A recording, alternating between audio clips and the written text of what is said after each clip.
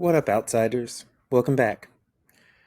Today we got a pretty special show for Christmas. It's with my friend, Elyssa Maxx Goodman. Elyssa is the author of the book Glitter and Concrete, Cultural History of Drag in New York City. This interview happened in 2024, and I just sort of had it on the shelf, but thank God I went through my archives and found it because it's a real treat.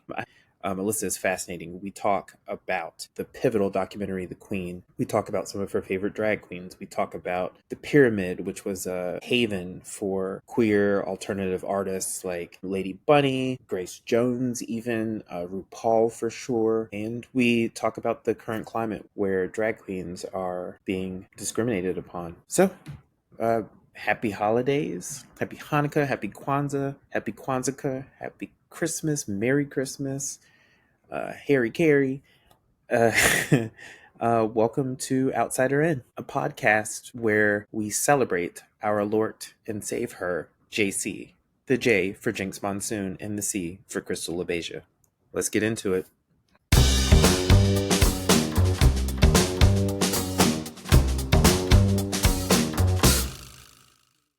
I am here today with writer, historian, drag scholar, and enthusiast Elyssa Maxx Goodman, and we're going to talk about her newest book, Glitter and Concrete: A Cultural History of Drag in New York City.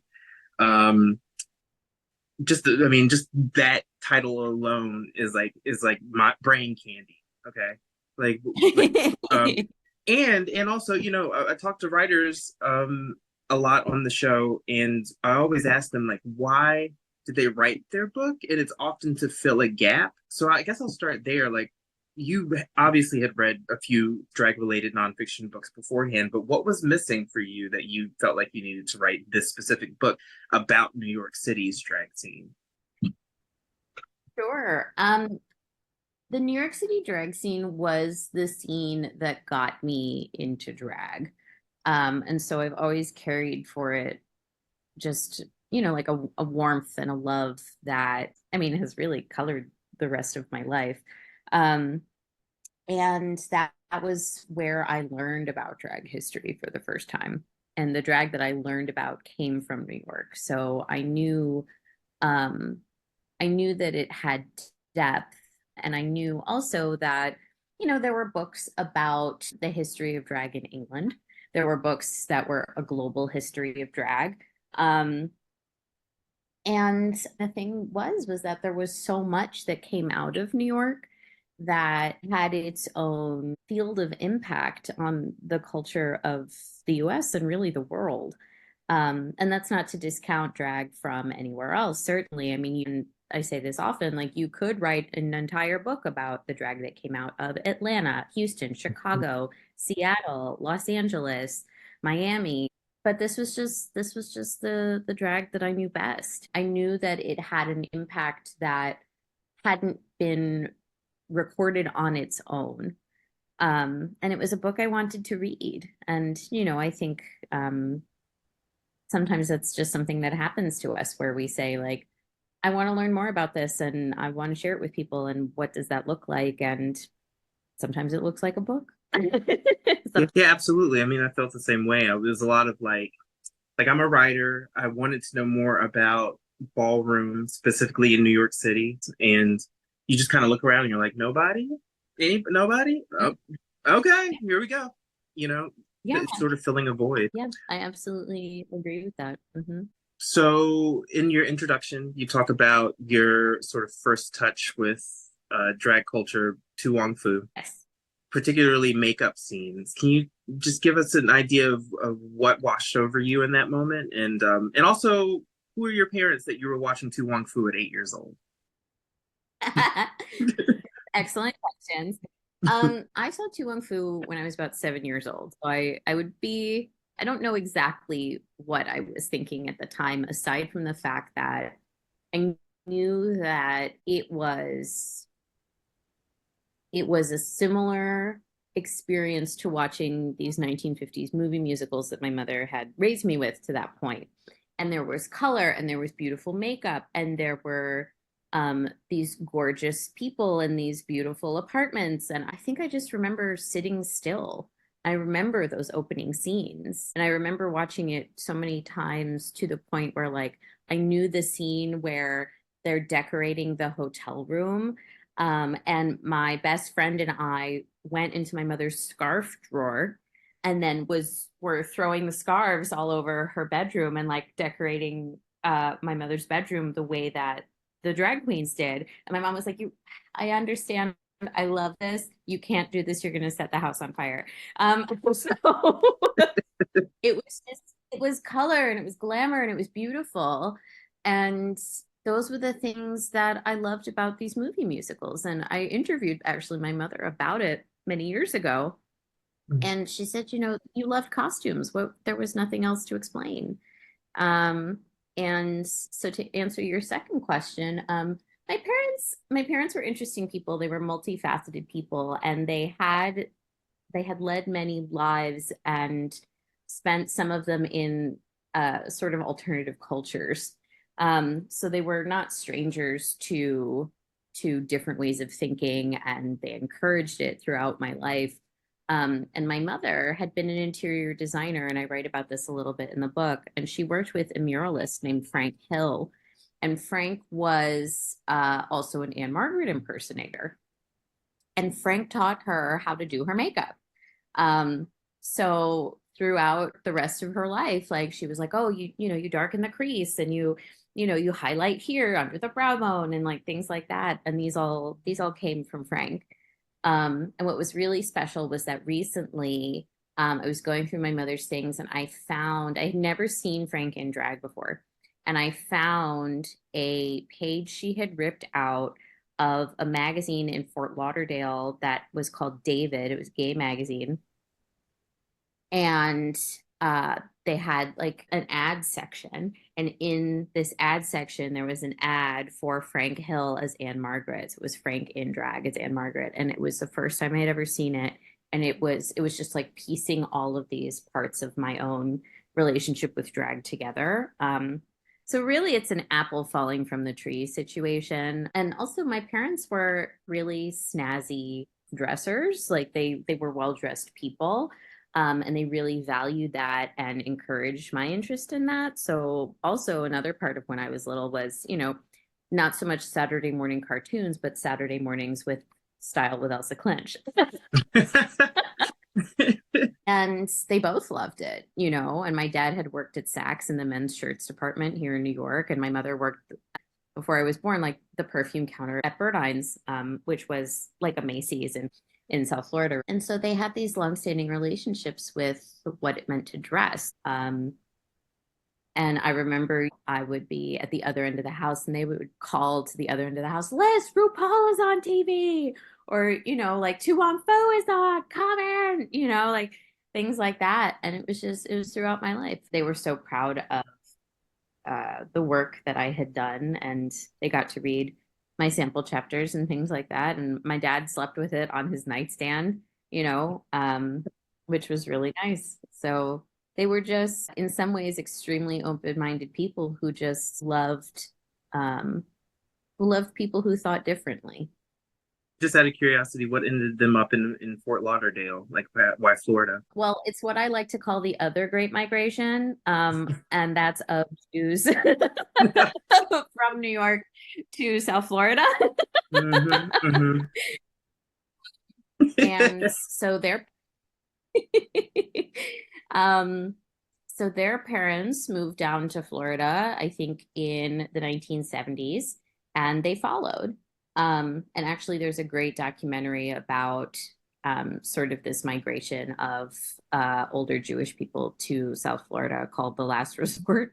And it's more about Miami Beach and about Andy Sweet's photography, but you do get sort of a glimpse of what it was like and why people were moving down there and things like that. But my parents moved down there because their parents moved down there. Yeah. But my Um, mom was from Forest Hills and my dad was from the Bronx. Yeah. okay, cool. So it Yeah. was inevitable that you would be back here. Yes. I didn't get my driver's license at 16 because I was just like, what do I need it for? I'm going to move to New York, you know? So, Yeah, I was setting myself up for this for a long time. With this, I mean, I'm going to get more to drag, but I just feel like this is pertinent because in college, what did you study that made it so that you wrote a history of drag in New York City? Theater, like what was it? No, I studied writing and photography. I got a double major in professional writing and creative writing, but my concentration in professional writing was journalism, and my concentration in creative writing was creative nonfiction. Well, that's it. That's perfect. That's it. So you broke up the book into time periods. Right off in the beginning, you start with Hindle. Can you tell us a little bit about Hindle and sort of why'd you start there? Because that female or male cross dressing has been around probably since forever, right? Like, why'd you start there? And why'd you start with Hindle? I started the book in 1865 because I wanted, honestly, the most diverse cast of characters possible. And that would have been the time when I could do that.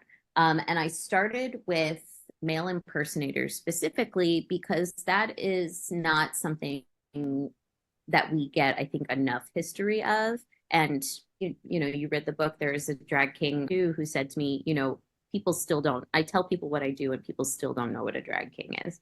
But this is an aspect of drag that has been alive for the longest time. And I mean, kabuki was founded by female sex workers in drag, right?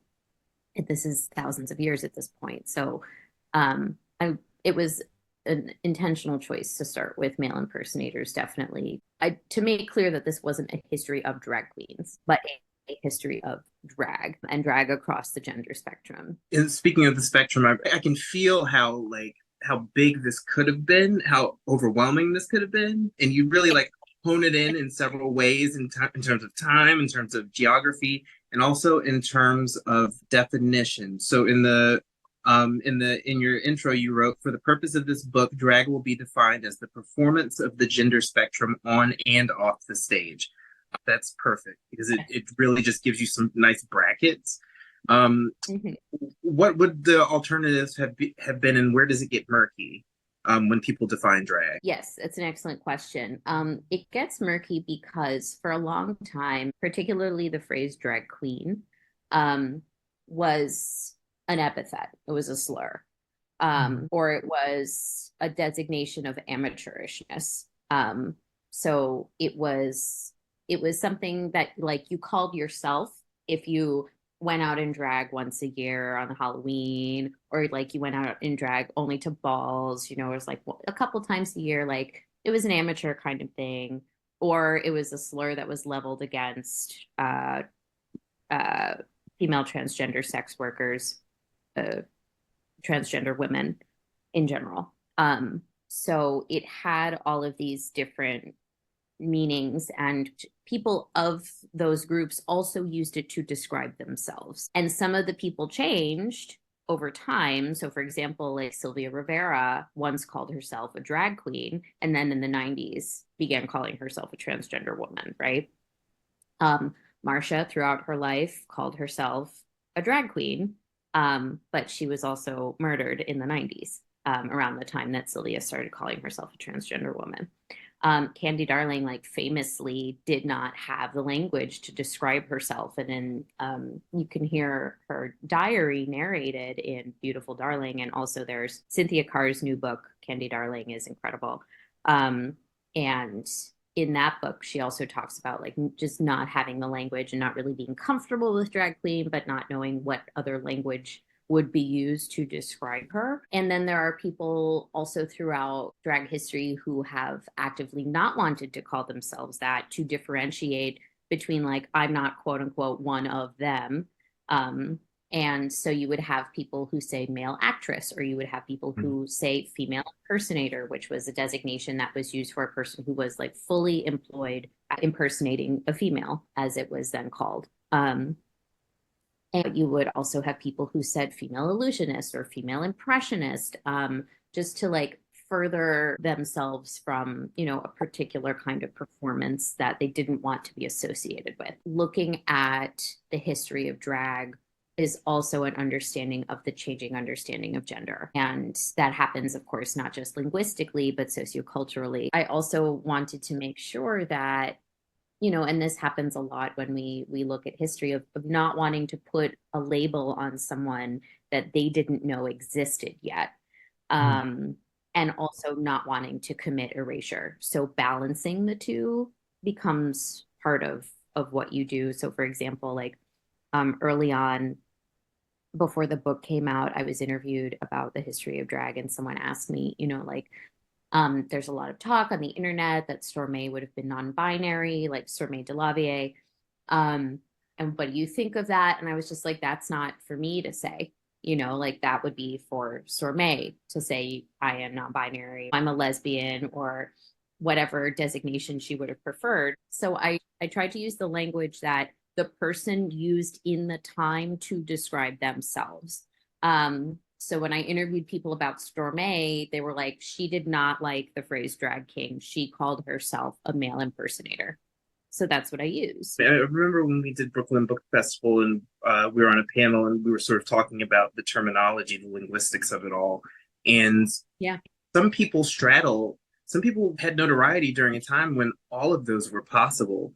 And some people were lucky to live long enough where they could be called all of those at some point in time. And who comes to mind, yeah. My favorite performer or queen, or really just like drag orator, is Dorian Corey. She just captivating the way she like sort of unravels, and it's basically a bard. She's basically a bard or bardess. But yeah, there are certain folks who lived long enough to embody all of those sort of categorizations. Yes, absolutely. Dorian referred to herself in a multitude of different languages, and I think she maybe even does it in Paris is Burning. You'd have to fact check me on that. No, I think you're right.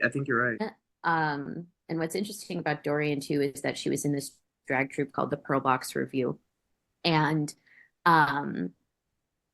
they made a record of drag artists, and I think they were maybe all transgender women, or it's essentially like a recorded panel, and they were talking about the gay liberation movement and how they don't want drag queens a part of it. How the Dorian says it's along the lines of like those gays who were liberating, like they don't want us drag queens involved, and there are a multitude of ways that could be heard, and probably multiple meanings at the time, depending on, if they were like trying to level an epithet at themselves, if that makes sense, or if they, were referring to themselves as drag queens, as transgender women. So it's very interesting to hear how that changes. I mean, like the thing too is Murray Hill has talked about that in an Advocate interview a few years ago, where he was like, I didn't have the language to describe myself. And as soon as I did, I started to use it. And there have been multiple people who have talked about that. I mean, Jinx Monsoon has talked about that as well. I interviewed her many years ago, and I think around the time that she started identifying as non-binary. Language is a living thing and it changes, but it also affects the way that we look at history.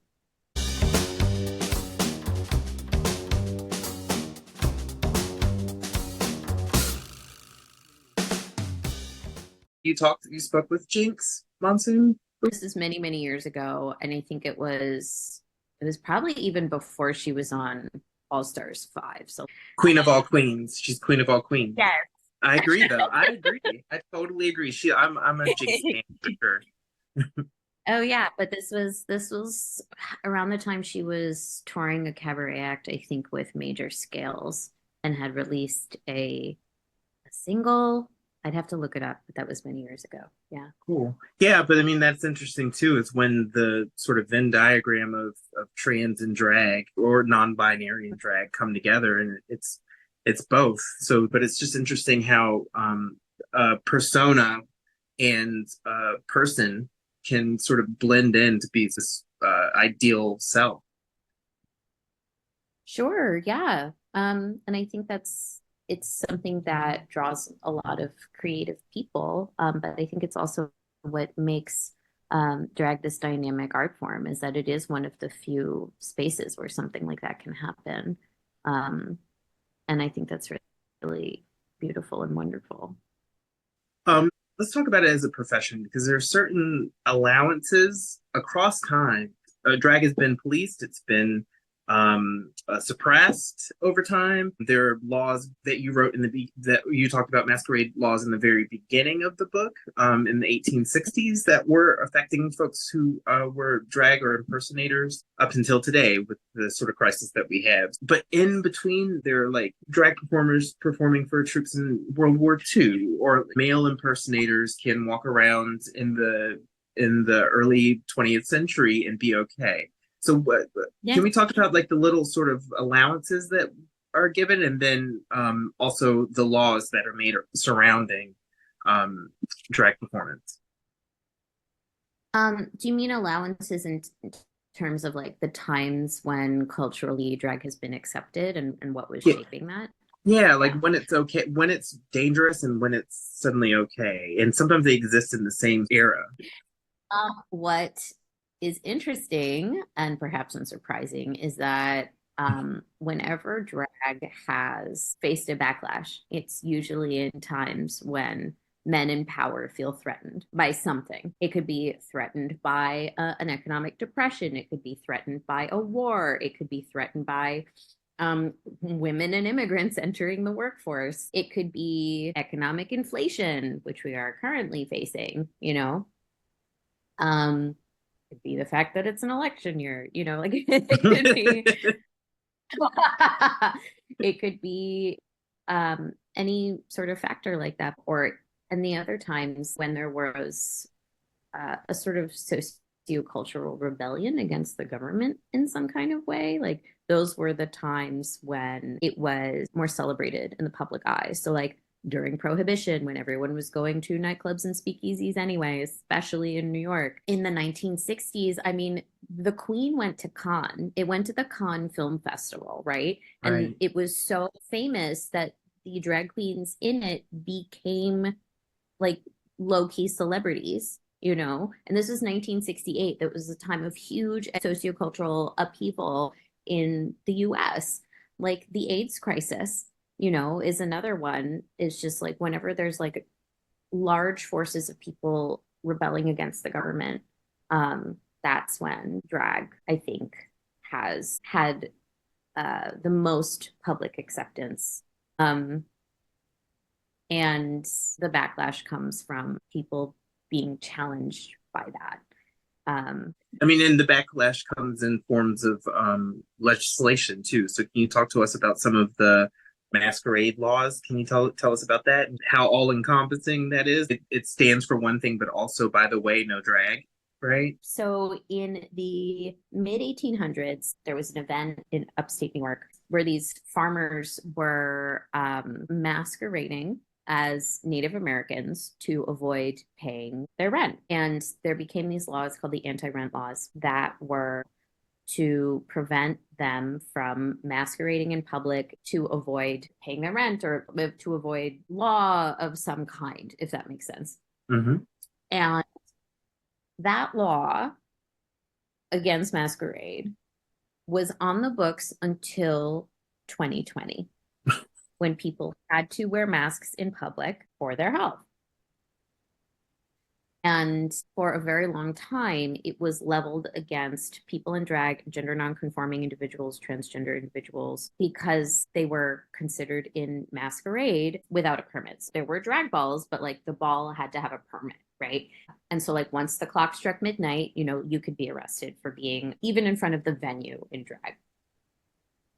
It was called the three-piece rule. And you had to be wearing 3 items of a clothing that belonged to your gender assigned at birth, and you wouldn't get arrested. But it was actually never a law that was on the books. It would just became a shorthand for queer people to have some semblance of safety, and also for cops to be able to arrest people. So it just like worked sort of in both directions. So that law just stayed on the books for this entire time. And it stopped being leveled against people in drag in big ways after Stonewall. But it was also leveled against Pussy Riot because they were wearing balaclavas during the Occupy movement.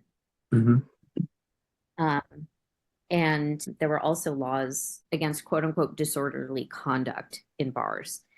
And that had no hard definition legally for a very long time. And often it was leveled against gay bars because there would be like two men holding hands, or there would be like a man kissing another man, or a woman kissing another woman, or people of the same sex or gender dancing very close together. And so if someone came in and saw that, they could say disorderly conduct and shut down the whole bar.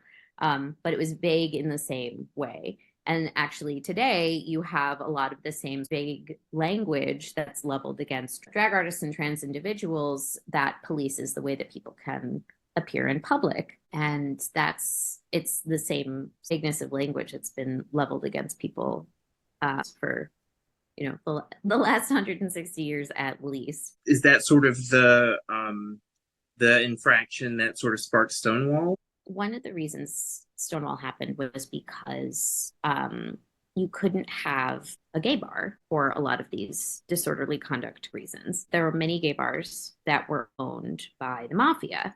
And the mafia would pay off the police to make sure that their clubs didn't get raided, or like that they knew what day they were going to get raided so they could handle it, as it were. But this was the day that they didn't know the raid was coming. The people in this bar in particular were often people who wouldn't be allowed in any other bars. A lot of people of color, a lot of people in drag, a lot of transgender women. There was just exploitation on multiple levels of the law. Yeah.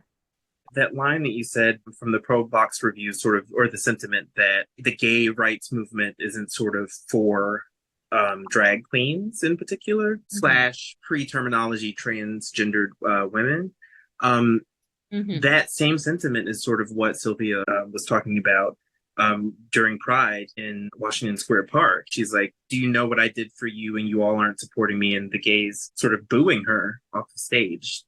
Do you know what moment I'm talking about? Yeah, that was in 1973, and Sylvia Rivera was talking about the treatment that she had received at that time. And I think something else worth noting is that for a very long time, and some people still feel this way, drag was seen as misogyny. It was seen as an act against women. And there was a woman who took the stage and, called Sylvia a man, and like, drag was seen as disorderly.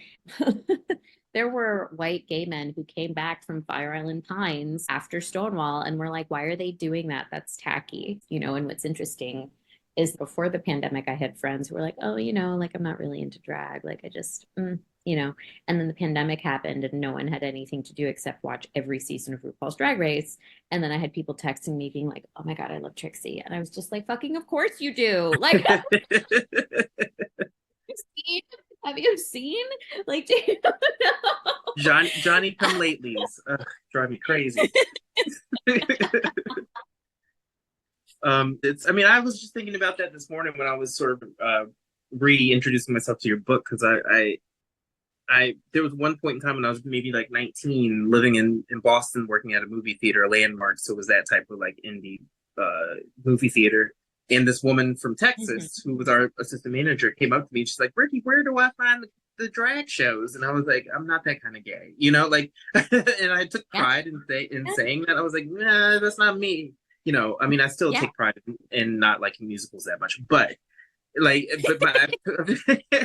I've totally flipped since the logo, so I kind of watched Drag Race here and there in the very beginning, and like, it's an art form. It's gorgeous. But it's also interpersonally self-actualizing, which is wonderful to see.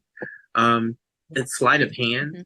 Like, it's very much like a lot of them are magicians. For some reason in my mind, I feel like I just experienced somehow, either on television or through your book, drag magicians. Have you ever?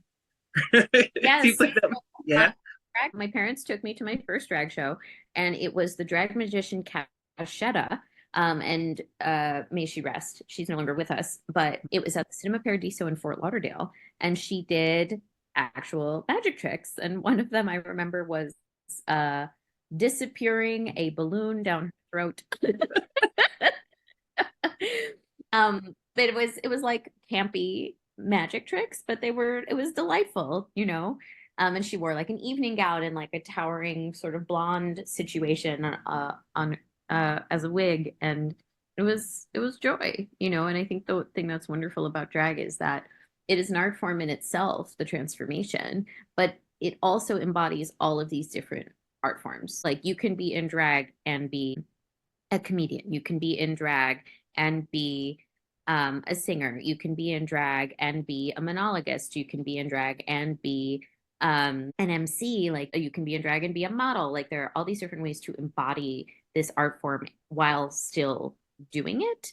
And I love that about it.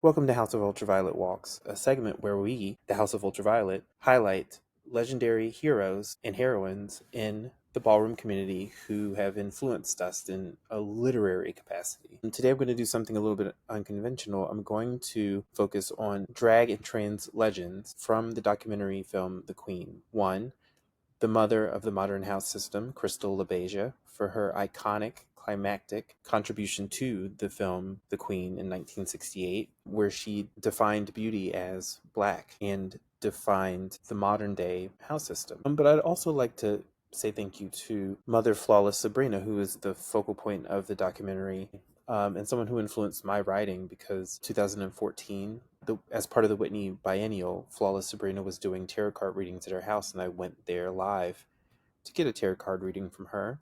And she told me my future and said, in terms of me going to London for grad school, you already know what to do.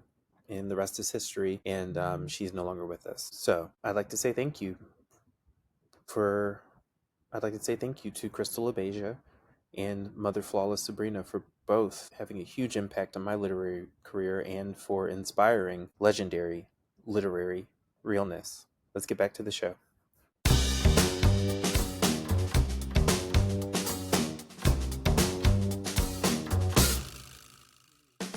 I want to back up a little bit because you talked about the Queen. Can you tell us more about the pageantry? Did that start around the era of the Queen, or did it precede it? No, it definitely preceded it. So there are two schools of thought, as I'm sure you know, where like there are people who say that ballroom as we know it now started with Crystal LaBeija. And there are people who say that ballroom as we know it now started in the 19th century. I am of the latter camp, in part because I believe that nothing happens in a vacuum. But I think a lot of the things that happened with Crystal LaBeija happened because of this history before it. So you have the history of the Harlem Drag Ball, which starts in the late 19th century, if not before. And there were these giant pageants, and people would come and dress, and there would be prizes for the best dressed, and they were wildly, massively attended. Like it's at one point growing maybe in the 1920s or 1930s to thousands of people, thousands, 8,000, like larger than the capacity of Knockdown Center, you know, like thousands of people and coming from across the country to go to these events.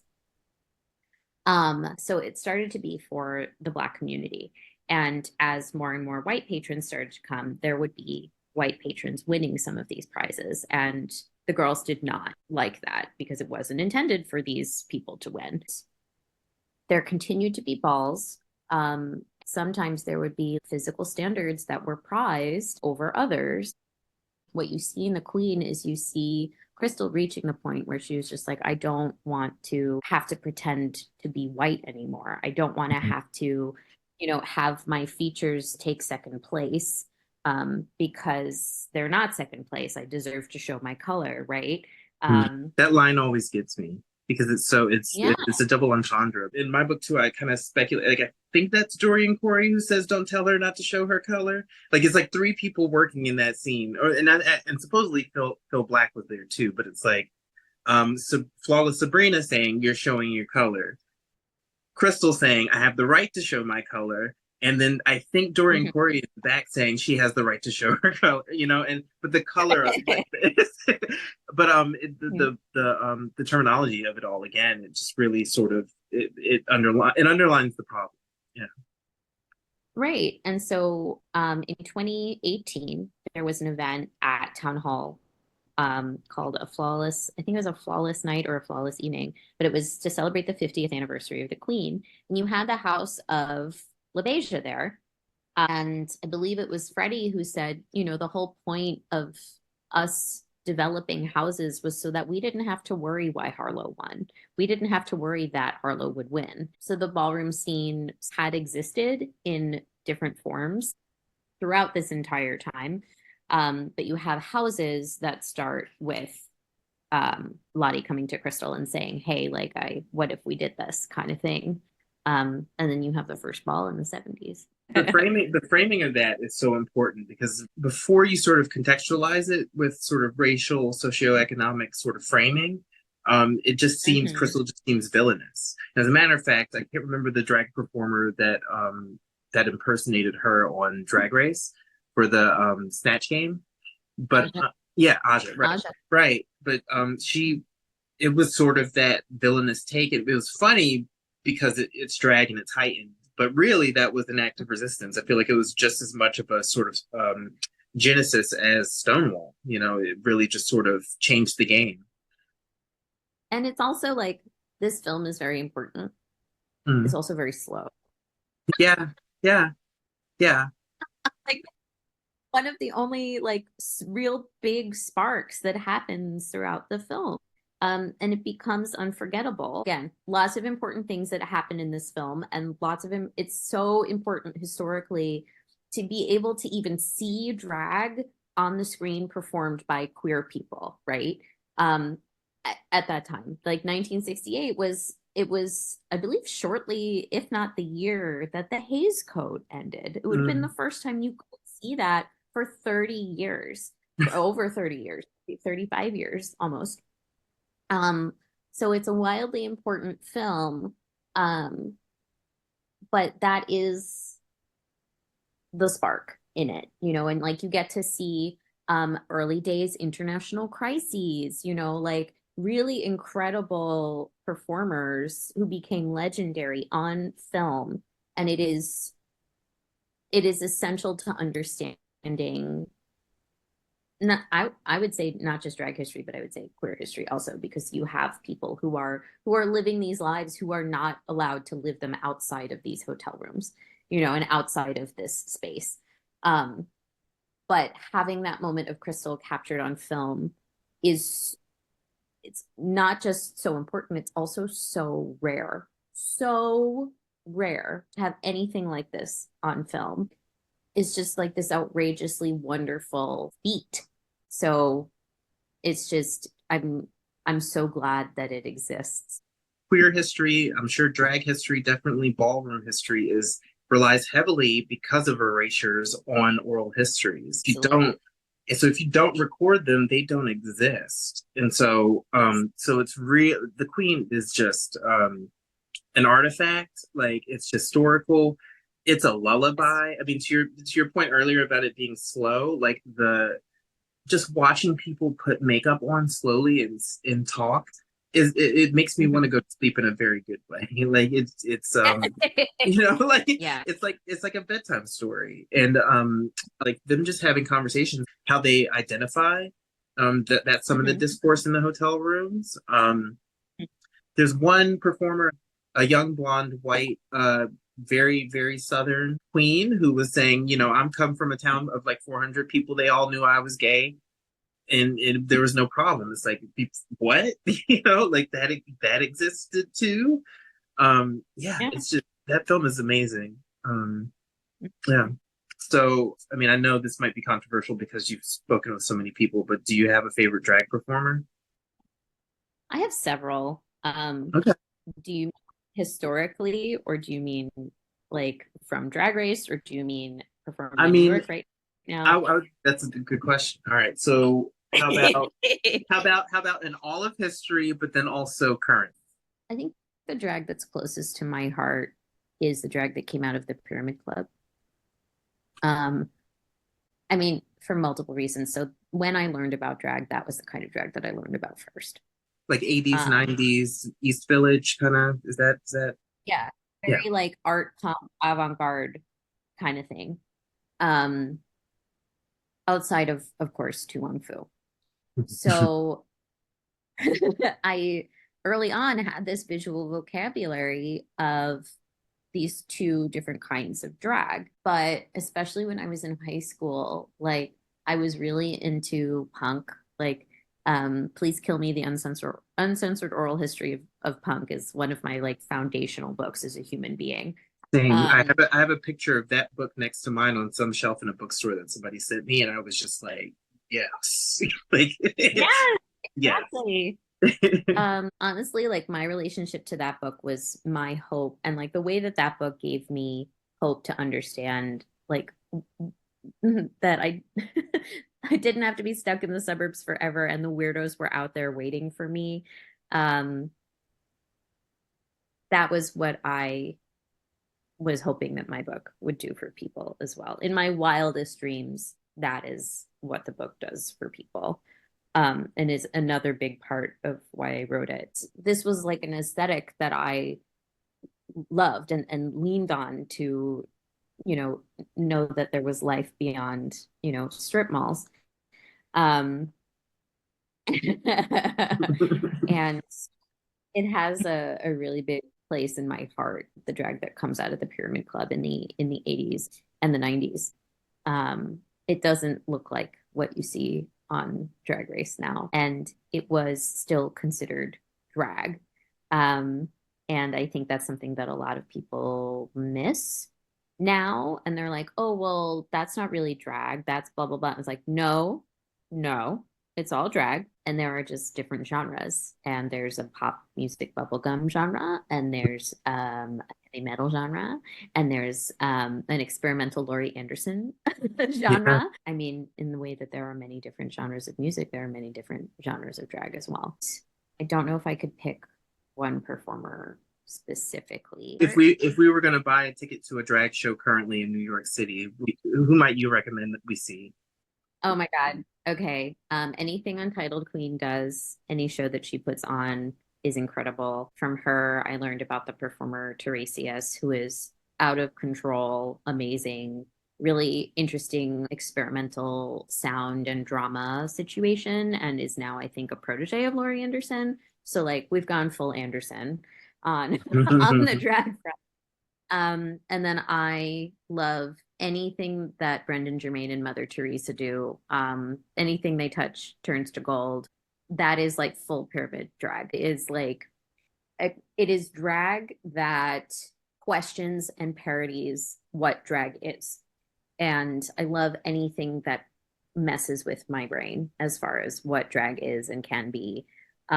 So in that regard, I also really love Sweaty Eddie, who is a drag king with Cake Boys, who incorporates like animation and puppetry into his performances, and they are just out of control, like so good. And I did that's what I come to drag for, absolutely. And Julie J, she is a force, and she's a force for good, and she is elegant and gorgeous and powerful.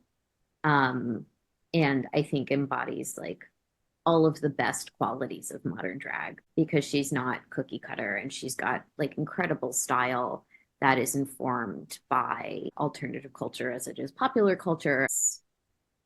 I am just in awe, you know. So those are some people that I really love working right now. What's the next book?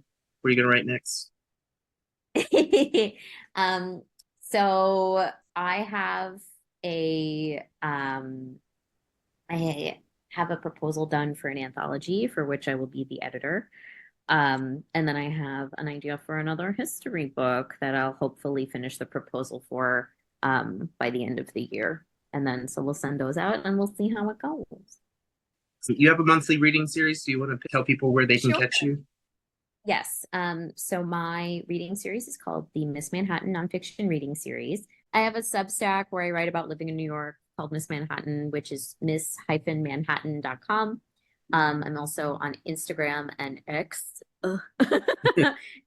And my website is ElyssaMaxGoodman.com if you're so inclined to check it out. Oh, and I'll be at DragCon. I'll be selling my book at DragCon. Um, and then a couple of other things. So I was recently on an episode of The Whole Story with Anderson Cooper on CNN. It's called Drag War, so it talks about a lot of the things that we were talking about today. So if you have CNN, you can watch that. And then I'm going to be on the new season of, oh, I don't know if I'm allowed to say that. Okay. I'm okay.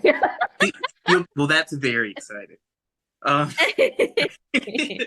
right. Well, thanks, Elyssa. This has been great. I feel like we barely scratched the surface, but next time I would love to have you stay longer and we can talk about the mechanics of drag, like the makeup, the artistry of the whole thing. I find that fascinating too. It's like ASMR for me. So the book is Glitter and Concrete by Elyssa Maxx Goodman, and thanks so much, Elyssa. Thank you. Thanks for having me.